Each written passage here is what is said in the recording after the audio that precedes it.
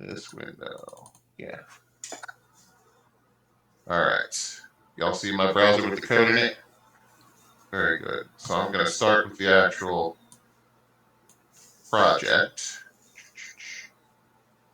So all I did to make this is I created a test project, and then I did the online designer here and told it I wanted the basic demography form, which comes with fields for free. So I didn't make up these fields, and this is where a lot of the work is going to have to happen for Al's project. Amer, maybe they will be consulting with you to help figure out how to go about doing that. Al sent us like a very small synopsis of the things that they want to try and collect during the VR experience. Some of it was like free response stuff, some of it was like Likert data, but some of it was also like areas in a map where they clicked, that kind of thing. It seems like the kind of thing that could be simulated with a survey question, where it's just you clicked on this area, okay, we submit a response to this survey question that is what area of the map did you click on. It didn't look like a question to them, but that's how it's modeled. That could work. So these are the fields that just came for free with this sample form. And then what I did from there is I didn't do any more work in RedCap after that other than make myself a RedCap API token. And then I used this JavaScript library, which is described here. Run it with Node.js. And you install the library, and then I'll share a different window in a minute where I just show what this actually does. But you point it at redcap.lehigh.edu/API. You have to specify your API token, which is specific to the project. So when you make an API token, it's got whatever permissions you give it, and they're not that granular on the project. So basically, if you give it write access, it's got write access, and it can cram whatever data in there you want. However, RedCap does have this moderation thing where, like, after somebody puts data in, another actual human has to go in and say, yes, this is a valid result, this is a valid result, not somebody, not a bot or not somebody cramming junk in here. So it's still subject to that. And then this is just a callback function. So whenever you call anything with the RedCap API library, it then calls this afterwards, and all it does is print it out. So then these are calls to the RedCap API functions.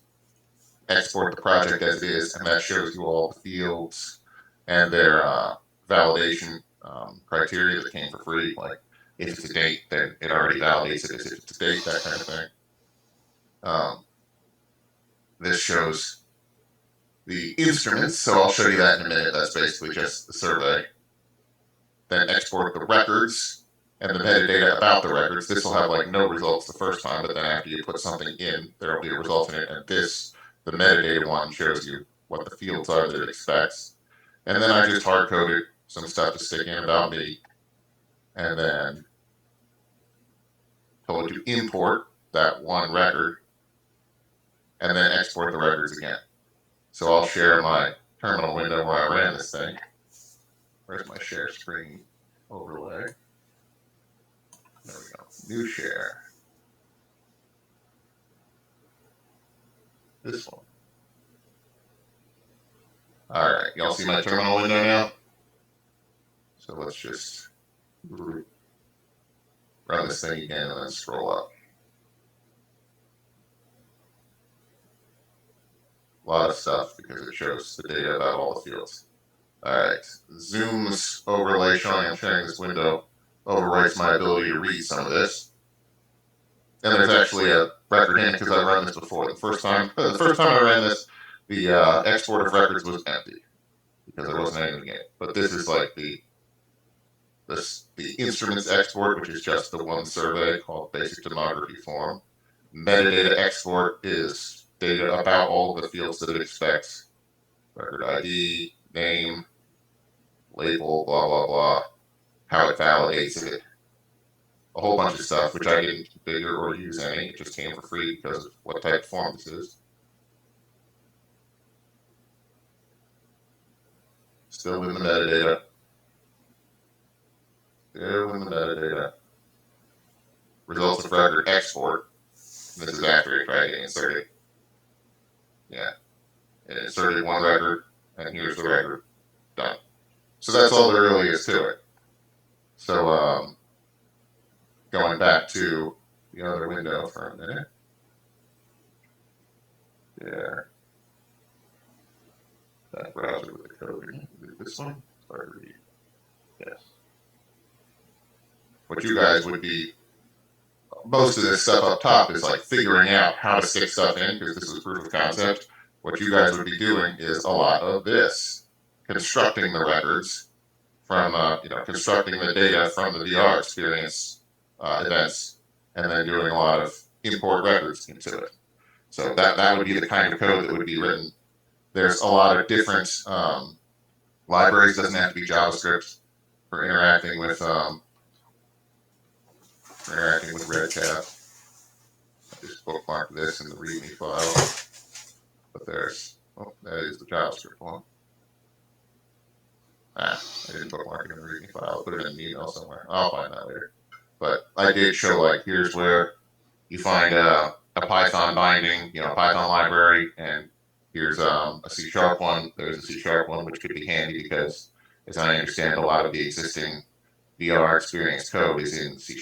So being able to stick with the same platform would make it a lot easier.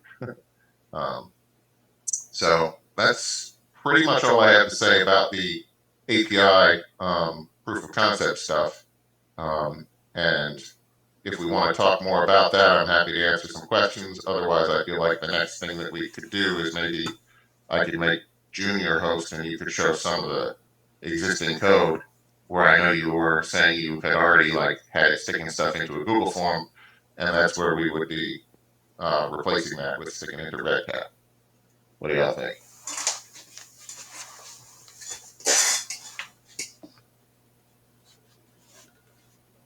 Anybody got any questions about the stuff I just showed?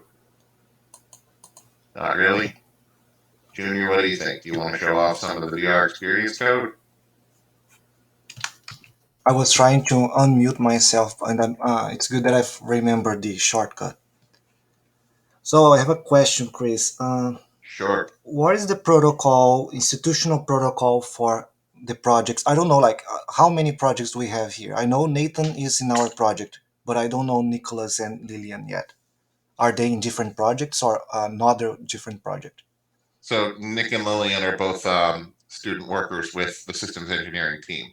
So we're hoping to build out this effort a little bit for using RedCap for research, data collection. Elena Key, the CTO, is trying to figure out how to support these efforts going forward. So not limited to Al's effort here. Mhm. But the next time somebody comes to us and says, "Hey, we really need to figure out how to collect our data," so we want to try and involve some students that work with LTS on a more semi-regular basis, so that we can say, "Yes, we know somebody who we can ask if they can help." Um, so I figured we would try and loop them into. No, that's great. That's great. Um, so my question is, what is the institutional protocol for like bureaucracy steps for Nathan and I to generate an API for testing or even like running a soft test within our own laboratory with our group members? I don't think there needs to be any bureaucracy, so to speak. You would just create a RedCap project. There's some figuring out in how to then, make a useful survey or data collection instrument in it. Like I said, I went with the sample demographic info one, and I'm hoping maybe you guys could work with Amer or other, LTS staff like Denise or Eliana we met with before to try and work through that process and figure out how to make the data collection instrument that would collect whatever it is that you all want to store from your VR experiences. What about the backbone? I once in the last meeting I tried to do something, and then like since I'm not an expert in this area of databases, I just tried to create a test for myself to see if I was able to connect to the project and run like some send some data. But then I needed to ask for permission of some Lehigh administrator so that that test server could exist. Am I jumping any steps, or is that part of that we have to be thinking about early on in the process? Yeah, I think so. I'm not sure what it was you needed created. Maybe it was the API key. What did you need an API key created for your project? Actually, I cannot answer well because I am a messer. I mess around with stuff and I learn it. I'm not an experienced person with API and database, so I just can show whatever I collaborated with many people and like we made it work. That's why we Mhm. ask for help. We need professional help so that we can start taking informed choices and steps, and that these steps and choices are also supported by the institution. Yeah, there's no shouldn't be any bureaucracy involved in like the creation of a RedCap project. You have an account in RedCap, you should be able to create a project in it. You might need the assistance of an administrator to set up an API key. I don't know because I am an administrator, so I could just do it. But if you end up needing the help setting up an API key, that's something that I or Keith or one of the other members of the systems engineering team could help you with. Mhm. Um, and then, just like I mentioned briefly before, the permissions on an API key are project specific. So you create a project in RedCap for, say the Lehigh River experience, that kind of thing. Um, and then that API key pretty much has the ability to write records to that project. So you want to be, a little bit careful about sharing it far and wide, but you do still have to, the results are still moderated. It just means someone has to go through them. And who would be the someone? Somebody on your project, like Al or you or somebody else, to like basically, say this result is good. Press the Okay, green button. okay. So in the RedCap app, we would be also assigning users from that project, and then there are like privileges, so we can assign to them, and this like maybe manager or whatever is the Yeah, one who has the ability to click that button to validate what we received, right? right. Okay. Nathan, please, if you think you have silly questions or weird questions, you are wrong. Anything that is going through your mind is going to be extremely valuable for all of us because, like, we are learning this how to do this together. So, Yeah, I was just gonna ask, does RedCap handle like database? Like, what is it storing it in when we send the records to it? It's got a MariaDB backend. RedCap is a community project. I forget what some other higher education institution began the thing. I can't remember what exactly, which Vanderbilt. exactly. Vanderbilt, thank you. Um, but anyway, the RedCap code handles the creation of those resources behind the scenes, but it uses MariaDB database. So then for like my portion of the project, I wouldn't be setting up any of that because it's already handled by RedCap. It would just be like the setting up the fields for the survey and then sending them from the VR experience games. Right. Okay, Yeah, we shouldn't have to deal directly with the database. that sounds pretty doable. Good to hear.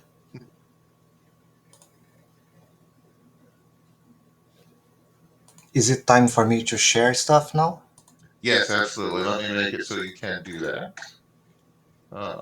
Participants. Junior. Make co-host.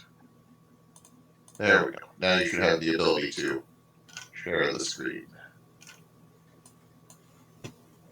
To be honest, like it's been a while. I don't even remember where I put this script to be called, but I'm gonna find it eventually. So one of the six or seven kinds of data that Dr. Bodzin mentioned in the email that Chris just referred to is like this kind of map uh, learning questions. So what I did here as a workaround, I created like drop boxes for these places, and once I selected the name, like it's 0 to 8, and then it already saved stored in an integer with that respective number. the good thing about doing research, like it's because we always have to do data treatment to put the recode numbers or text data into numbers. So we already can skip that step and like program everything to send as numbers, right? To match the code book that the researcher, that in that case Dr. Bodzin has. Uh, so after we provide an answer to all the item from this visual survey, it's going to allow us to, oh, there's another one here. It's going to allow us to click the button and submit. So this submit button is connected to the currently to the Google Forms workflow that I developed, but I also had translated that into an external database API. So Nathan, I have lots of code already, even in C Sharp, so you don't have to be suffering reinventing the wheel. You can take that and update or tweak whatever it's necessary, so it can be done with MariaDB and RedCap and stuff. So this is the second kind of question, which is text. So the variable that we are submitting in the www request in the code is string. After we put anything here, we can submit. And then if we go to, like, let me open Google Forms here. Learning measure pretest and watershed map pretest.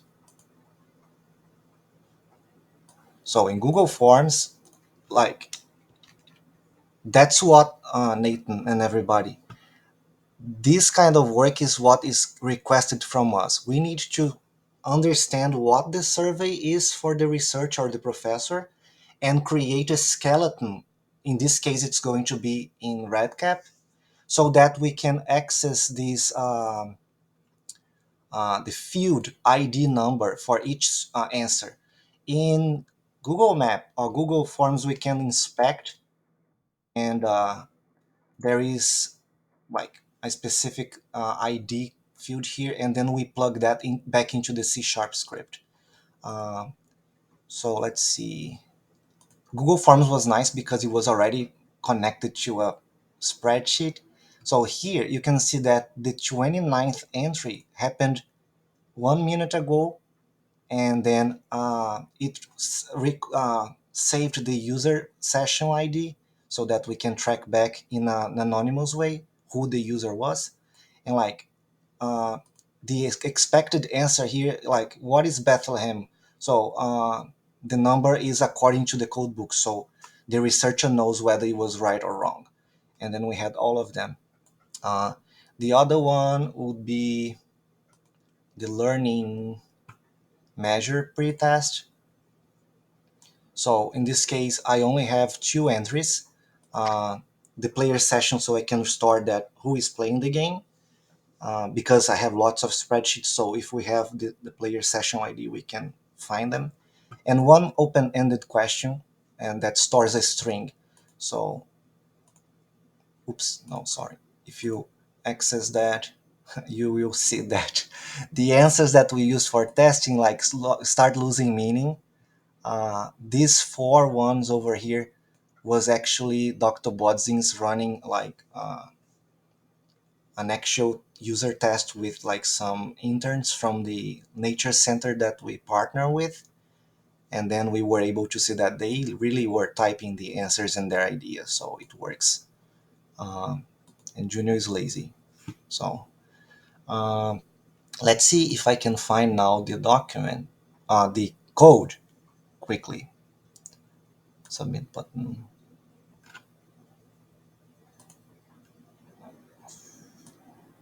Send where, so it's in submit button, activate submit here.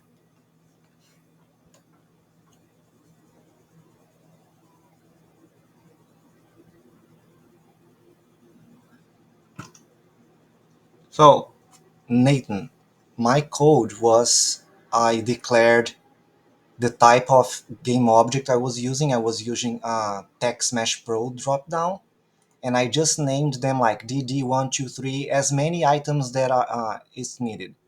And then I created like private strings to store this data. Item 0 is the string to receive the player ID. And then we have 9 items to store the answers from the drop downs.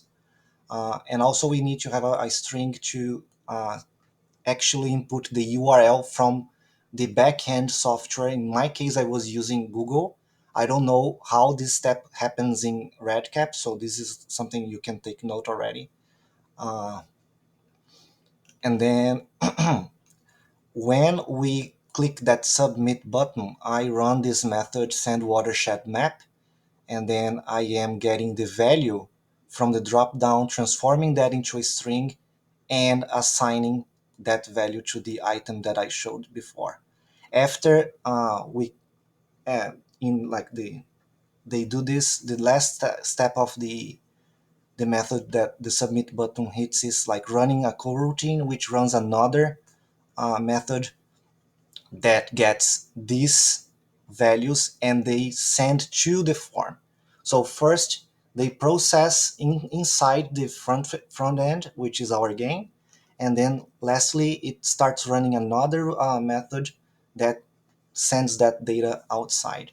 So you can see that the first thing is it checks whether it's a post test or not, because it's the same question, but we do a pre-test first and then a post test. So first we check, is it post test? No, so it's pre-test. The pre-test has a different URL or whatever, maybe an API. I don't know. I don't. The API is for the overall project, so I think the URL for the specific survey in RedCap would be the case. Here in this case, you can see all the specific entries for that Google form, and I named a comment here with the correct answer that they would be like. And if it's not a pre-test, it is the post-test, we have different entry numbers because it's going to a different spreadsheet Google form. And then they run a www request to send all this data as though one person was going to Google form and entering these answers themselves. That's how my workflow with Google form worked. Um, yes, it doesn't change. Like it's the same system, whether it's a learning question, open-ended question, the drop-down map question. It also works with Likert scale. I did my qualifying project last summer. I had like 30 Likert scales. They clicked from 1 to 0. And then the only difference is that this piece here was a little different because I needed to convert the position of the checkbox and add one more because strings start with 0 and Likert scale doesn't start with a 0. So when we were converting the value from the checkbox, we add one more so that is correct. It's 1, 2, 3, 4, 5. And Chris, let me know if I'm missing something because I'm really improvising here.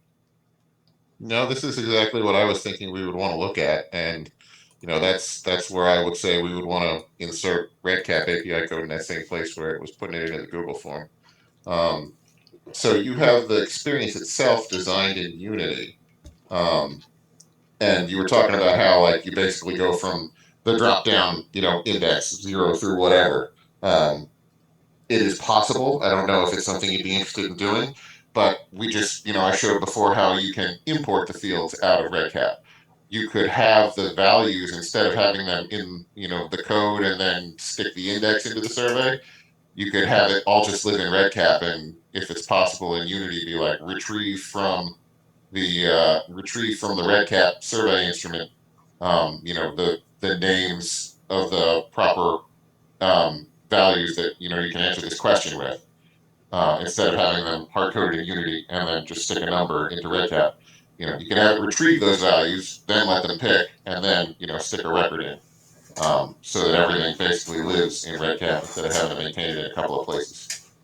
I understood partially. I understood what you were saying. Like instead of us setting the structure in the Unity project, we would first send a read or whatever request to get the structure of the questionnaire from RedCap, Mhm. and then we would connect those variables to the visual variables of the project in Unity, so that when they Exactly. clicked, it would send back automatically, right? Yeah, because right now I'm picturing like in Unity when you were like picking from that map and saying, this is Walnutport or Easton or Bethlehem, those values were hard coded in Unity, and then it was just sending to Google Forms the value 0, 1, 2, 3, 4, whichever one they picked off of the drop down. Is that accurate?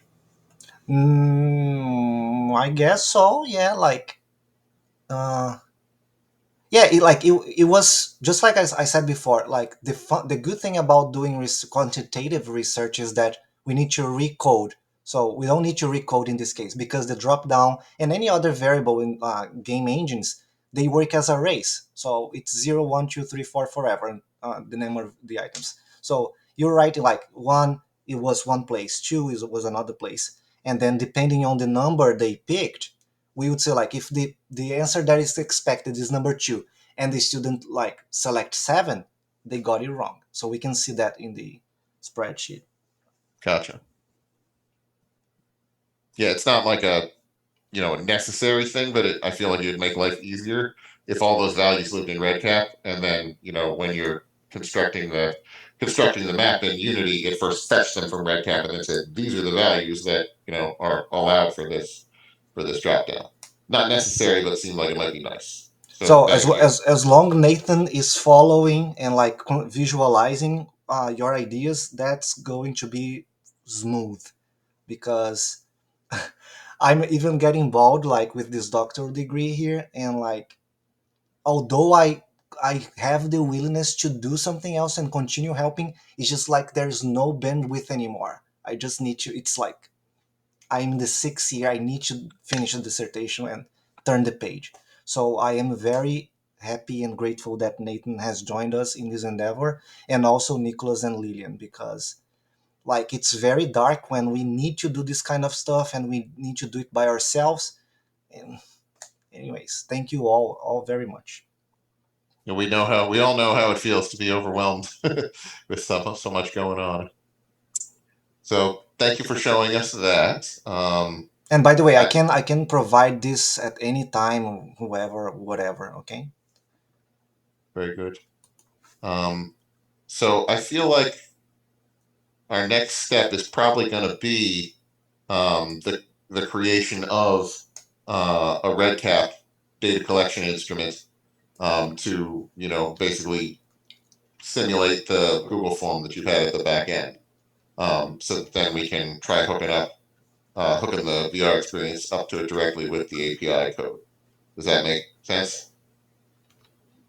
So I think the way that we're going to want to go about that is basically connect you and or Al or whoever else from Al's team who seems most appropriate with our RedCap user experts. I'm kind of the the back end guy and programming guy, but I don't know much about poking around in RedCap's actual rather busy web UI.